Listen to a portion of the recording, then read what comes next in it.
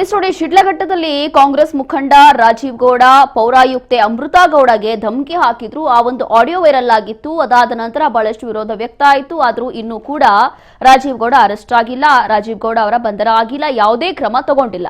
ಇದೇ ವಿಚಾರಕ್ಕೆ ಸಂಬಂಧಪಟ್ಟಂತೆ ಇದೀಗ ಶಿಡ್ಲಘಟ್ಟ ಪೌರಾಯುಕ್ತೆಗೆ ಧಮಕಿ ಹಾಕಿದ ಪ್ರಕರಣದ ವಿಚಾರದಲ್ಲಿ ಎಫ್ಐಆರ್ ದಾಖಲಾಗಿ 8 ದಿನ ಆದ್ರೂ ಕೂಡ ಅರೆಸ್ಟ್ ಆಗಿಲ್ಲ ರಾಜೀವ್ ಗೌಡ. ಪೌರಾಯುಕ್ತೆಗೆ ಬೆದರಿಕೆ ಹಾಕಿದಂತಹ ಆರೋಪಿ ರಾಜೀವ್ ಗೌಡ 8 ದಿನಗಳಿಂದ ಪೊಲೀಸರಿಗೆ ಚಳ್ಳೆ ಹಣ್ಣು ತಿನ್ನಿಸುತ್ತಿದ್ದಾನೆ.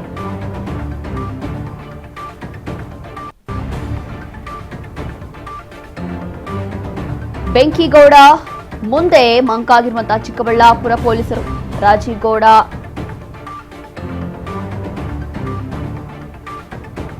ಗೌಡ ಬಂಧನ ಯಾಕಾಗಿಲ್ಲ, ಇಷ್ಟು ದಿನ ಆದ್ರೂ ಕೂಡ ರಾಜೀವ್ ಗೌಡ ವಿರುದ್ಧ ಕ್ರಮ ಯಾಕಾಗಿಲ್ಲ? ಹಾಗಾಗಿ ರಾಜೀವ್ ಗೌಡ ಅವರಿಗೆ ಏನಾದ್ರೂ ಪ್ರಭಾವಿ ಸಚಿವರ ರಕ್ಷಣೆ ಇದೆಯಾ, ಪ್ರಭಾವಿ ಸಚಿವರ ಒತ್ತಡಕ್ಕೆ ಮಣಿದೆಯಾ ಚಿಕ್ಕಬಳ್ಳಾಪುರ ಪೊಲೀಸರು? ಬೇಲ್ ಸಿಗುವವರೆಗೂ ಕೂಡ ಟಚ್ ಮಾಡಬಾರದು ಅಂತ ಹೇಳಿ ವಾರ್ನಿಂಗ್ ಸಿಕ್ಕಿದೆಯಾ? ನಾಮಕಾವಸ್ತ್ರಗಷ್ಟೇ 50 ಜನರ 3 ತಂಡಗಳ ಖಾಕಿ ಟೀಮ್ ರಚನೆ ಆಗಿದೆ. ಕೇವಲ ಹೆಸರಿಗೆ ಮಾತ್ರ ಇಲ್ಲಿ 3 ತಂಡಗಳು ರಚನೆ ಆಗಿರುವಂತದ್ದು. ಆದ್ರೆ ಇಲ್ಲಿ 8 ದಿನ ಆದ್ರೂ ಕೂಡ 8 ದಿನ ಆಗಿದೆ ಈ ಒಂದು ಪ್ರಕರಣ ಆರಂಭ ಆಗಿ. ಆದ್ರೆ ಇಲ್ಲಿ ರಾಜೀವ್ ಗೌಡ ಬಂಧನ ಆಗಿಲ್ಲ, ಕ್ರಮ ಆಗಿಲ್ಲ, ಎಲ್ಲೋ ತಪ್ಪಿಸ್ಕೊಂಡಿದ್ದಾರೆ, ಎಲ್ಲೋ ತಲೆ ಮರೆಸ್ಕೊಂಡಿದ್ದಾರೆ ಅನ್ನೋ ಮಾಹಿತಿ ಇದೆ. ವಿಶೇಷವಾಗಿ 3 ತಂಡಗಳನ್ನ ರಚನೆ ಮಾಡಿದ್ದಾರೆ ಪೊಲೀಸರು.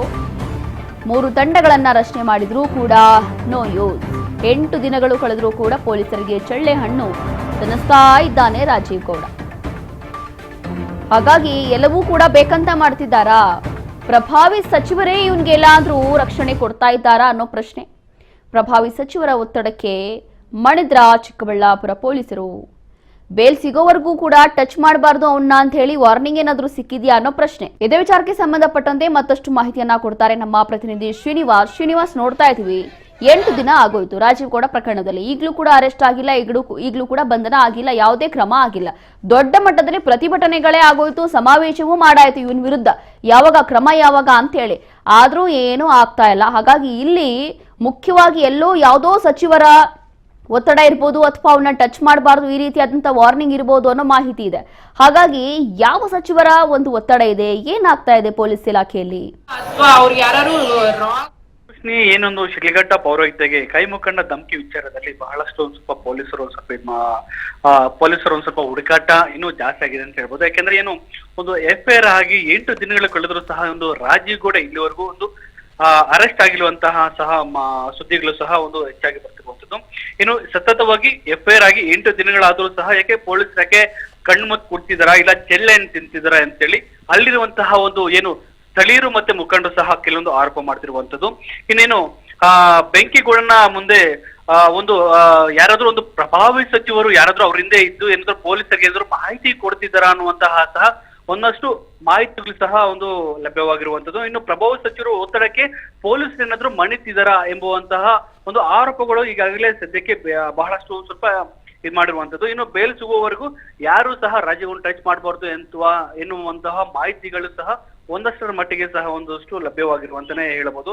ಇನ್ನು ಸರಿಸುಮಾರು ಇವತ್ತೇನು ರಾಜೀವ್ ಗೌಡ ವಿಚಾರಕ್ಕೆ ಸಂಬಂಧಪಟ್ಟಂತೆ ಸಹ ಇವತ್ತು ಏನು ಚಿಕ್ಕಬಳ್ಳಾಪುರ ಜಿಲ್ಲಾ ಪೊಲೀಸ್ ವರಿಷ್ಠಾಧಿಕಾರಿಗಳಾಗಿರುವ ಕುಶಾಲ್ ಚೌಕ್ಸ್ ಅವರು ಸಹ ಒಂದು ಸುದ್ದಿಗೋಷ್ಠಿಯನ್ನು ನಡೆಸಿದ್ದಾರೆ. ಒಂದು ಸುದ್ದಿಗೋಷ್ಠಿಯ ಮುಖಾಂತರ ಸಹ ಅವರೇನು ಒಂದು ರಾಜೀವ್ ಗೌಡರ ಬಂಧನಕ್ಕೆ ಯಾವುದೇ ಒಂದು ರಾಜಕೀಯ ಮತ್ತೆ ರಾಜಕೀಯ ಒಂದು ಮುಖಂಡರ ಒಂದು ಕೈವಾಡ ಇಲ್ಲ, ಆತರ ಒಂದು ನಟೋರಿಯಸ್ ಒಂದು ಮುಖ ರಾಜೀವ್ ಗೌಡರದಲ್ಲಿ ಇದೆ. ಹಾಗಾಗಿ ಇಲ್ಲಿವರೆಗೂ ಸಹ ವಂಚನೆ ಮೋಸ ಸೇರಿದಂತೆ ರಾಜೀವ್ ಗೌಡರ ಮೇಲೆ ಸರಿಸುಮಾರು ಒಂದು 16 ಪ್ರಕರಣಗಳು ಸಹ ಭಾಗಿಯಾಗಿದೆ ಅಂತೇಳಿ ಸಹ ಪೊಲೀಸರು ಒಂದಷ್ಟು ಮಾಹಿತಿಯನ್ನು ಕೊಟ್ಟಿರುವಂತದ್ದು. ಇನ್ನು ಕುಖ್ಯಾತ ಆರೋಪಿ ರಾಜೀವ್ ಗೌಡನ ಬಗ್ಗೆ ಮಾಹಿತಿ ಹೊರಹಾಗ್ಬೇಕಾದ್ರೆ ಮತ್ತೆ ಮಾಧ್ಯಮಗಳಲ್ಲಿ ಏನಾದ್ರು ಒಂದಷ್ಟು ಮಾಹಿತಿ ಬಂದ್ರೆ ರಾಜೀವ್ ಗೌಡ ಸಹ ಒಂದು ಎಸ್ಕೇಪ್ ಆಗುವಂತಹ ಸನ್ನಿವೇಶಗಳು ಸಹ ಜಾಸ್ತಿ ಇರುತ್ತೆ. ಹಾಗಾಗಿ ನಾವು ಮಾಧ್ಯಮಗಳಿಗೆ ಏನು ರಾಜೀವ್ ಗೌಡ ಬಗ್ಗೆ ಬಾಯಿ ಬೆಚ್ಚುತ್ತಿಲ್ಲ ಅಂತೇಳಿ ಕುಶಾಲ್ ಚೌಕ್ಸ್ ಅವರು ಈಗ ಒಂದು ಸುದ್ದಿಗೋಷ್ಠಿಯಲ್ಲಿ ಸಹ ನಡೆಸಿರುವಂತದ್ದು. ಇನ್ನು ಯಾವುದೇ ರಾಜಕೀಯ ಒಂದು ಪ್ರಭಾವಿಗಳ ಒತ್ತಡ ನಮಗೆ ಯಾವೊಂದು ಇಲ್ಲ. ಹಾಗಾಗಿ ಸತತವಾಗಿ ಕೇರಳ, ತಮಿಳುನಾಡು, ಚೆನ್ನೈ ಹೀಗೆ ಸೇರಿದಂತ ಹಲವಾರು ಕಡೆಗಳಲ್ಲಿ ಸಹ ರಾಜೀವ್ ಗೌಡ ಬಂಧನಕ್ಕೆ ಒಂದು ಬಲೆಯನ್ನು ಬೀಸುತ್ತಿದ್ವಿ. ಹಾಗಾಗಿ ಅವರ ರಾಜೀವ್ ಗೌಡ ಎಲ್ಲೇ ಇದ್ರು ಸಹ ನಮಗೆ ಅತಿಥಿ ಆಗಲೇಬೇಕು ಅಂತೇಳಿ ಸಹ ಕುಶಾಲ್ ಚೌಕ್ ಅವರು ಸಹ ಒಂದು ಸುದ್ದಿಗೋಷ್ಠಿಯ ಮುಖಾಂತರ ಕೊಟ್ಟಿರುವಂತದ್ದು.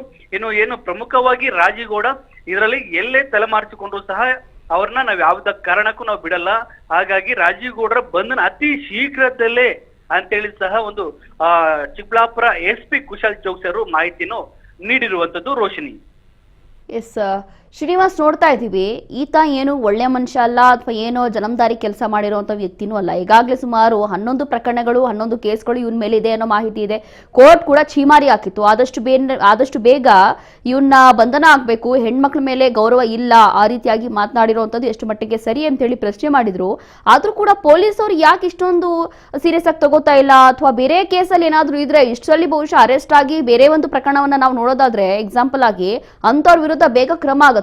ಆದ್ರೆ ಇಂಥವ್ರ ವಿರುದ್ಧ ಕ್ರಮ ಆಗೋದಿಲ್ಲ. ಹಾಗಾಗಿ ಎಲ್ಲೋ ಒಂದು ರೀತಿಯಾಗಿ ಹೆಣ್ಮಕ್ಳಿಗೆ ಗೌರವನೇ ಇಲ್ವಾ ಇಲ್ಲಿ ಅಂತ ಒಂದು ಜಗತ್ತು ಜಾಹೀರಾಗಿರುವಂತದ್ದು. ಯಾಕಂದ್ರೆ ಇಲ್ಲಿ ಪ್ರಮುಖವಾಗಿ ಏನು ಮೃತಗೌಡ ಒಂದು ಲಿಖಿತವಾಗಿ ಆಧಾರದ ಮೇಲೆ ಅದರ ಒಂದು ಬಳಸಿಕೊಂಡು ಏನು ಪೊಲೀಸರು ಒಂದು FIR ಮಾಡಿರುವಂತದ್ದು.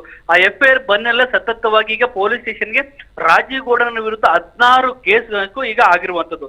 16 ಕೇಸ್ ಆಗ್ಲೂ ಸಹ ಈಗ ಪೊಲೀಸರು ಸಹ ಎಲ್ಲೋ ಒಂದು ಕಡೆ ಈ BJP ಮುಖಂಡರು ಸಹ ಇವರಿಗೆ ಪೊಲೀಸರಿಗೆ ಒಂದಷ್ಟು ಈ ಕಾಂಗ್ರೆಸ್ ಸರ್ಕಾರ ಇಂತ ಒಂದು ಇವರಿಗೆ ಭ್ರಷ್ಟ ಮುಖಂಡರಿಗೆ ಸಹ ಸಾಥ್ ಕೊಡ್ತಿದ್ದಾರೆ ಎನ್ನುವಂತಹ ಸಹ ಮಾತುಗಳು BJP ಮುಖಂಡರು ಒಂದು ಕಡೆ ಆಡ್ತಿದ್ರೆ, ಮತ್ತೊಂದು ಕಡೆ ಸ್ವತಃ ಪಕ್ಷದವರೇ ಸಹ ಇವರು ರಾಜಕೀಯ ರಾಜೀಗೌಡನ ಎಲ್ಲೋ ಒಂದು ಕಡೆ ಏನಾದ್ರು ಅವರ ಬೆನ್ನಿಗೆ ನಿಂತಿದ್ದಾರೆ ಎಂಬುವಂತಹ ಮಾತುಗಳು ಸಹ ಸದ್ಯಕ್ಕೆ ಬಹಳಷ್ಟು ಹತ್ತಿರವಾಗಿತ್ತು. ಯಾಕೆಂದ್ರೆ ಇವರ ಬೆನ್ನಿಗೆ ರಾಜೀಗೌಡ ಏನಾದ್ರು ಪೊಲೀಸರ ಆತಿಥ್ಯ ಆದ್ರೆ BJP ಅವರಿಗೆ ನಾವು ಕಾಂಗ್ರೆಸ್ ಪಕ್ಷ ಒಂದು ಆಹಾರವಾಗ್ಬಿಡ್ತೀವಿ ಎಂಬುವ ನಿಟ್ಟಿನಲ್ಲಿ ಏನಾದ್ರು ರಾಜೀಗೌಡನ ಬಂಧನ ಮಾಡ್ತಿಲ್ವಾ ಎಂಬುವಂತಹ ಆರೋಪಗಳು ಸಹ ಈಗ ಸದ್ಯಕ್ಕೆ ಕೇಳಿಪಡ್ತಿರುವಂತದ್ದು.